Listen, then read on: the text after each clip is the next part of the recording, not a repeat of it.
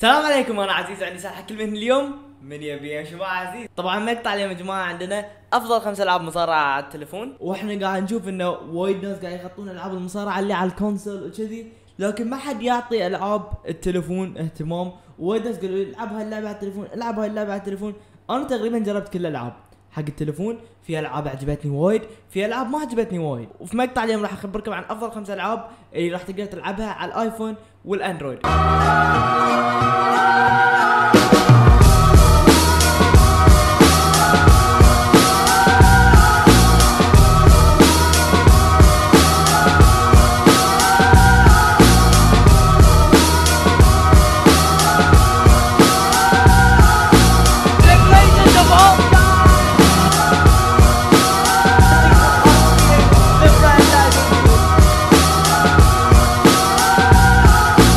لكن قبل أن نبدأ بالخامسة راح أقول لكم عن شيئين يمكن مو متوفرين في كل المنصات، خاصة واحدة منها أنا متأكد إنه يمكن صعب تحصلها على الاي او اس، لكن يلا. طبعا أول شيء مو في الليستة عندنا ألعاب الأميوليتر، سواء ألعاب على البي اس بي، الجيم بوي، النينتندو 64 أتوقع سووا لها أميوليتر الحين على التليفون، والأجهزة هذه القديمة اللي تقدر تلعب ألعابها حق المصارعة. طبعا في ألعاب وايد حلوة حق المصارعة، وتقدر تنزل أميوليتر من الانترنت حق تليفونك. طبعا في شروحات وايد في اليوتيوب، انا مو اشرح لك شلون تنزل هاي الشيء، بس اكتب محاكي الالعاب او ايميليتر وبتعرف انت الموضوع كامل، وبتتعلم شلون تنزل هاي الشيء على تليفونك، وراح تقدر تلعب العاب المصارعه على تليفونك. طبعا في وايد العاب، لكن الالعاب اللي انا انصح فيها الصراحه الالعاب اللي حبيتها القديمه.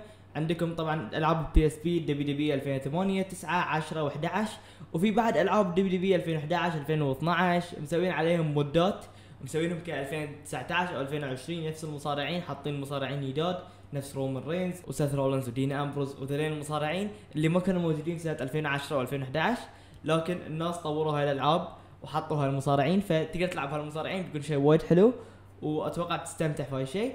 طبعا غير دي عندنا العاب نينتندو 64، افضل لعبه مصارعه بالنسبه لي في التاريخ، دبليو دبليو اف نو ميرسي تقدر تلعبها.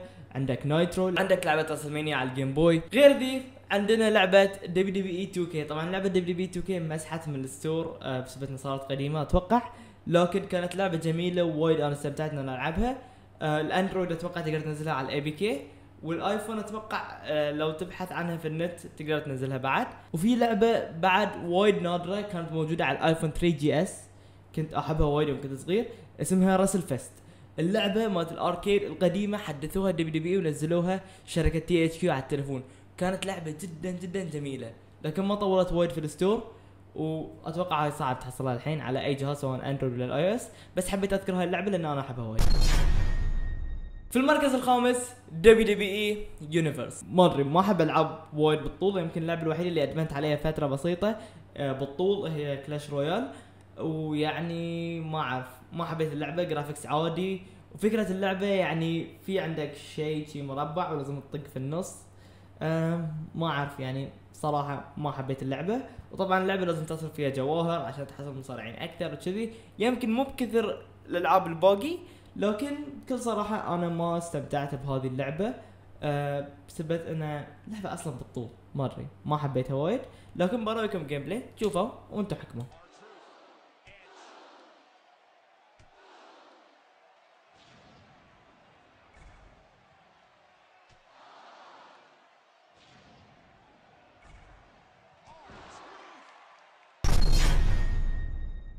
وفي المركز الرابع دبليو دبليو اي تشامبيونز.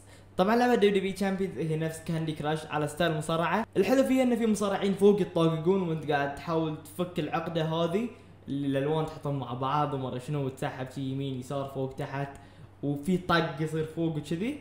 بس بعد احس ان الجيم بلاي شوي تعبان، ويعني فكره بسيطه ومكرره وايد. كاندي كراش يعني من متى موجوده؟ من اول ما اخترعوا العاب التليفون وهاللعبه موجوده، حتى مو على الايفون، انا قاعد حتى عن تليفون النوكيا القديم يعني اللي شوي كان متطور يعني، او الفليب فون كان فيه العاب نفس كاندي كراش. فاللعبه هذه يعني مو بشيء جديد ولا شيء مبهر. الدبليو دبليو يقدرون يسوون شيء احسن، خاصه بالفلوس اللي عندهم والمطورين اللي عندهم، يطلع منهم شيء احسن.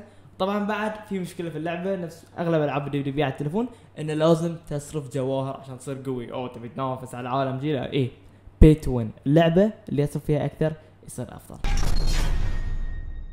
في المركز الثالث عندنا دبليو دبليو اي سوبر كارد. طبعا لعبه دبليو دبليو سوبر كارد هي من تطوير 2K، واللعبه هي عباره عن اوراق تلعب كذي. دبليو دبليو وايد يعني يعلنون عن هاي اللعبه انه العب سوبر كارد العب سوبر كارد، وفي وايد ناس مدمنين لعبه سوبر كارد. وسوبر كارد عباره عن تجمع بطايق وتصير حرب بين البطايق هذه وطاقات ومرة شنو. انا صراحه الشيء اللي مو عاجبني في اللعبه انه في ارقام وايد كبيره ومخي ما يستوعب هالارقام.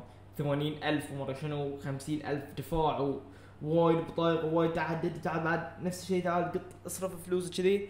ادري يمكن انا كررت وايد نفس النقاط اللي انا عندي، بس انه انا يعني لعبت وايد العاب تليفون لدرجه صرت ما احب العب تليفون وايد بسبب انه تعال اصرف تعال اصرف تعال اصرف تعال اصرف، يضربون فلوسك بلاش عشان تبي تصير قوي ادفع.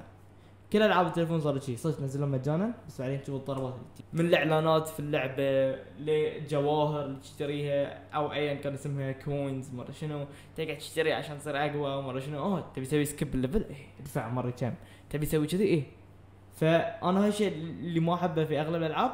لكن سوبر كارد كانت مميزه حق فتره طويله، لعبتها حق فتره لكن الارقام هذه هي اكبر مشكله بالنسبه لي. في المركز الثاني لعبه مو رسميه للدبليو بي، لكن كل مره ما عندي نت خاصه في بريطانيا لما كنت تحت الارض قاعد في القطار كنت العب هاي اللعبه. لعبه مصارعه اركيد وتقلد اسامي المصارعين، يعني ماخذين اسامي المصارعين وعاكسينهم. مثلا ذا اندرتيكر اسمه ذا ديد مان في اللعبه اسمها راودي راسلينج. طبعا راودي راسلينج تذكرني بالعاب المصارعه القديمه على الاركيد نفس لعبه راسل فيست كذي، جميله وبسيطه وهدفها يعني شيء بسيط انها تطلع المصارع برا الحلبه كانها رويال رامبل، بس بسيطه كلش بسيطه لكن جميله. والحلو فيها هذه مو بلازم تصرف بيزات عشان تصير اقوى، لانه ما فيها اونلاين ما فيها شيء، ما يعني لعبه بسيطه جدا. تبي تصرف تطلع كل المصارعين اوكي، لكن لما تلعب اللعبه بعد تقدر تطلع كل المصارعين بدون ما تصرف ولا فلس.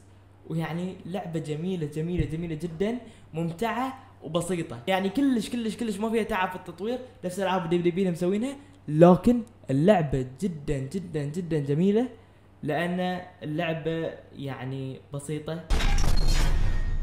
المركز الاول لعبه دبليو اي ميهم. طبعا اول شيء خلاص كان نقطه لانه وايد ذكرته لازم تصرف فيها فلوس، لكن هاي اللعبه لعبه قتاليه جميله، جرافيكس جبار يعني حق لعبه تليفون انزين، وفيها حركات فيها مصارعه صدق، يعني لعبه مصارعه اوكي صدق انه يمكن ما تطق نفس دبليو بي 2K على البلاي ستيشن او شيء، وانا مؤمن العاب التليفون عادي تصير كذي. يعني شفنا العاب مثل ببجي موبايل فورتنايت لعبه التليفون نفسها لعبه الكونسول، يعني اللهم الجرافيكس غير، بس اما باقي الاشياء كل شيء يعني تقدر تستعمل سلاح تقدر تنط تقدر تبني تقدر تسوي كل شيء.